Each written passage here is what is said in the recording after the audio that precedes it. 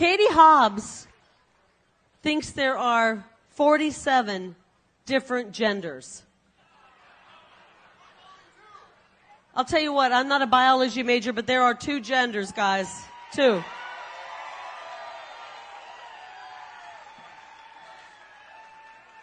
And where are the animals from the rodeo being kept? Somebody point. Is it over here? Since we're here at a rodeo, Katie, I've got a challenge for you, Katie Hobbs. Why don't you go out and try to milk a bull and tell me how that goes? Maybe we can give her a common sense country education on the 2 genders. Send her out and have her milk a bull. All right, guys, so we got to talk about Kari Lake, who I just can't stop talking about. I can't get enough of Kari Lake, as she is now taking a monstrous lead, at least in one poll, and in the general polling as well, too. She does now have a lead over her chicken shit opponent, Democrat Katie Hobbs. And that's not the only race out in Arizona that it looks like the GOP could come back from behind and win, as Blake McMasters is also closing in on Mark Kelly. And this is happening, the surge is happening because the GOP is making inroads with Latino voters. Take a look. Election news, a new poll shows the race for Arizona's governor is widening, and Kari Lake is pulling ahead according to Insider Advantage, which is doing the polling for us here at Fox 10. It shows the former news anchor, Republican Kari Lake, leading Katie Hobbs now by 11%. That is kind of an outlier, but it's an 8% jump since the poll 2 weeks ago when they commissioned a poll. Lake continues to trend high among older adults and Hispanics. And the Senate race between incumbent Democrat Mark Kelly and Republican Blake Masters, that is tightening just a bit. Kelly's lead is just over 2%.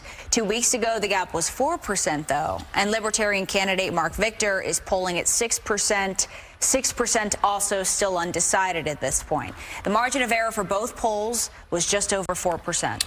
Yeah, so in that first poll with Kari Lake, she was leading by a monstrous percentage. I mean, 11 points. Okay, that's basically in blowout territory. The margin of error on that poll is 4 percentage points, which means, again, her lead is outside of the margin of error, which means that, again, that's a pretty strong poll for Kari Lake. And then you have the other race, the Senate race between Blake McMasters and Mark Kelly. You have Blake McMasters closing in on Mark Kelly, but you got the Libertarian candidate that's taking 6% of the vote. So if you took him out of it, I think it would be safe to say, or I think it would be reasonable to assume that Blake McMasters would probably be at least tied or maybe even doing better than Mark Kelly. Again, this is happening because, again, it is a signal that the GOP is making inroads with Hispanic and Latino voters. Meanwhile, on CNN, they're in denial, or at least some Democrat strategists on CNN are in denial because Democrats feel like they're entitled to the Hispanic/Latino vote. And the denial is so strong that there was almost a fight that broke out on CNN between a Republican guest that comes on and a Democrat strategist, because Democrat strategists simply didn't want to acknowledge the reality of what is happening and going on in states like Arizona, Texas, and Florida, that Latino voters are more open-minded to voting for the GOP, and they are shifting in that direction. Take a look. Let it linger. Can we it's not going to last long, but go ahead. No, I think Republicans are rolling in Florida largely because of the outreach that she was talking about that the Republicans have done. And I think the Republican office holders down there have started to treat Latino voters, Hispanic voters, like they're every other American that has concerns that are broader than just immigration reform. I think when you get in trouble in politics is when you say you have a certain identity characteristic, therefore you are only allowed to care about this issue that I associate with your identity. So if you're a female voter and I tell you you're only allowed to care about abortion, well, what if there are independent women that also care about, I don't know, inflation? You're leaving yourself out of that debate. I think that's what Democrats have done with Latino voters in Florida and Texas. I don't agree with Jim about Arizona. It looks to me like Republicans are probably going to win the governor's race in Arizona. And according to some polling, Masters is close to Kelly. I don't know if he's going to win, but it's a very close. close. Do you want to bet money on that race? Do I want to bet money? Yeah. Go ahead, guys. Let's start right here. You want to bet money on the governor's race? No, you're just holding the Republican line. Everything you've said tonight. Let's be in the middle and talk about. So Arizona is a great example. That wasn't even on the battlefield when you were in the White House or I was in the White House. Now Democrats are winning presidential elections. They have both Senate seats, and you're saying they're doing well with Latino voters? Scott, enough with the talking points. I'm saying that are you saying that the Democrat candidate for governor is currently doing well in Arizona? No, I'm saying the Democrats have won the presidential and both Senate seats. I'm not since disagreeing you've been with there. you. I'm saying in but this you just election, said they were driving the Latino votes to the Democrats. In Are this you saying election, Mark Kelly's not going to win the U.S. Senate race? I don't know. It's a close race. I'm saying in this election, Republicans in many states, most states, are doing far better with Hispanic voters than we usually do. There is a clear movement in the polling and in some of the races that have already occurred this year of Hispanic voters choosing Republicans. That's an absolute fact. So clear majority. So they're winning a majority No, of Latino voters? I said there's a movement towards Republicans, not a majority. I said there's a movement beyond what we normally get. Come on, man. Are you disagreeing? It is a fact that Republicans you have just done said that better they with were doing Hispanics. in Arizona, really. I So you've lost every statewide race in the past 5 years, and you're doing better with Latino voters. Scott, come on, enough with the talking I points. feel like your debate with Karl Rove that you had before you came here, like your ears are clogged. I'm telling you. I'm concerned that the RNC gave you the talking points, and now you can't shift. I tell you what, man. Do you have a single friend? Guys, Absolute guys, jerk. guys, stop. I'm sorry. I don't. No. I'm sorry. I don't come on here and read talking points. You know me, and you know me, and you. I don't come on here and read talking. I don't even know you, and you've come out here and insulted. But the ad hominem attacks. Let's just. I agree. I don't want to be accused of reading talking points. It is an absolute fact. Republicans are doing somewhat better with Hispanics. She laid it out. I agreed with that, and it's the truth. Her name is. Yeah, so this Democrat strategist is just wrong, and he's living in denial, just like the rest of the Democrat Party, which explains why the Democrats are doing so bad, because their strategists are completely oblivious to the trends that are happening in this country. Yes, the Latino vote is still overwhelmingly Democratic. However, that trend is changing. For example, 3 out of 5 Latinos voted for Joe Biden in 2020. However, that is down from 2 out of 3 that backed Hillary Clinton. And you also had a recent poll from the Washington Post that shows that, yes, while the Democrats have a 27-point advantage when it comes to Hispanic voters, that is down significantly from the 40-point advantage that they used to have back in 2018. So again, it is a fact. It is a fact that Democrats are losing support among Hispanics. However, Democrats, they put their head in the sand and they say, oh, it's not happening. It's not happening. It's not happening. It's not happening. So we pulled the data. Telemundo did a poll of Latino voters, and they prefer Democratic control of Congress 54% to 33%. It's not even close. The narrative doesn't match the data. Why do you suppose that narrative is taking hold? Well, I've been pulling my hair out for the last couple of months as I've seen story after story after story that you mentioned acting as though the Latino vote is somehow firmly a Republican vote now, which couldn't be further from the truth, because when you poll it, Latinos are still firmly Democratic. Yes, there was movement in 2020, but they still are firmly Democratic. I worry, Joy, is that this becomes a self-fulfilling prophecy, basically. People that are not super political. They, that's not all they do is follow politics. They start to think, hey, okay.